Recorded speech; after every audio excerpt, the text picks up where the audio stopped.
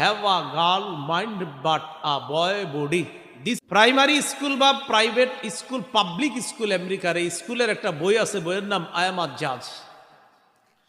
এই বইয়ের মধ্যে বাচ্চাকে শেখানো হয় I have a girl mind but a boy body, this is called transgender, I was born this way.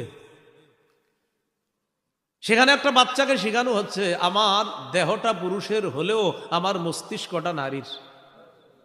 এটাকেই বলা হয় ট্রান্সজেন্ডার। ওখানে লেখা আমি এভাবেই জন্মেছি, জন্মের পর মানুষ আমাকে ভেবেছে ছেলে, কিন্তু আমার মস্তিষ্ক বলে আমি মেয়ে। জন্মের পর মানুষ ভেবেছে আমাকে মেয়ে, কিন্তু মস্তিষ্ক বলে আমি ছেলে।